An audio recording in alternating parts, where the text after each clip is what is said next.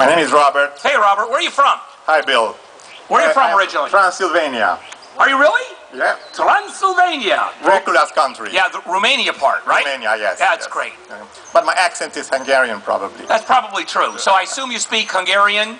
Romanian, Hungarian, Hebrew, English, French. I don't know about the English, but, the rest of it. It's like my dad. My dad grew up in that same area of the world. My dad was from Yugoslavia.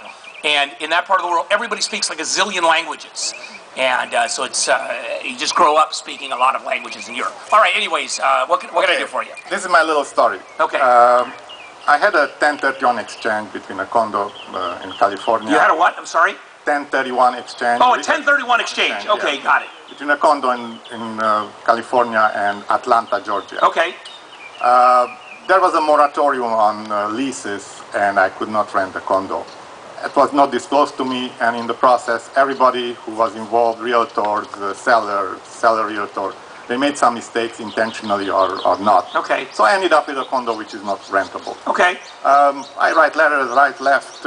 Finally, I end up with an attorney who is advising me that I can either rent with option to buy or sell. I end up selling the condo, and after that, going back to him, I asked him, look, what can we do now? Just forget about it or sue somebody?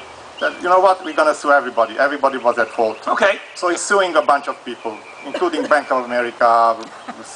What does Bank of America have to do with it? The Bank of America had a clause in it in which I could not live in that place because it's a 1031 exchange. Yeah, but why are they at fault?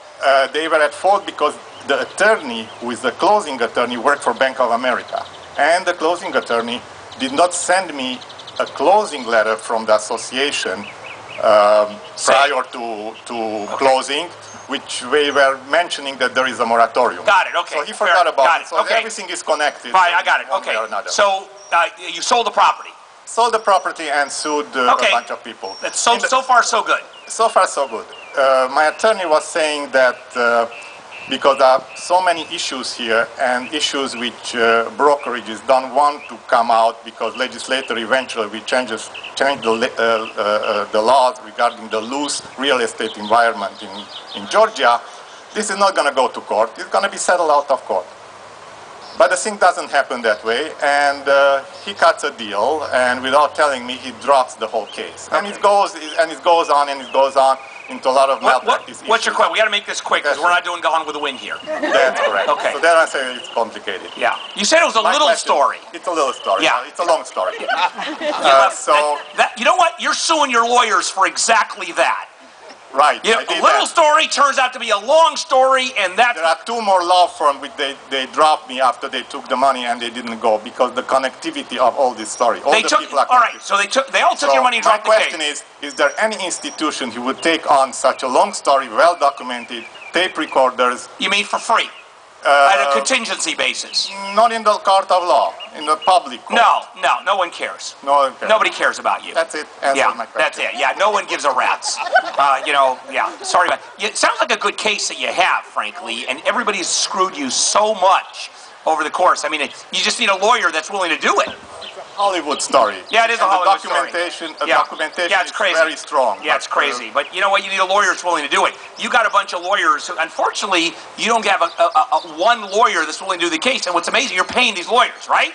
Well, I had two lawyers. I paid them, and after they discovered the connectivity with the court and everything else, they just pulled out from it. Yeah, I would sue the lawyers too. I would sue everybody. Anyway, we got the third one already. I don't have money for it. Jeez, what a mess. Go back to Transylvania. That's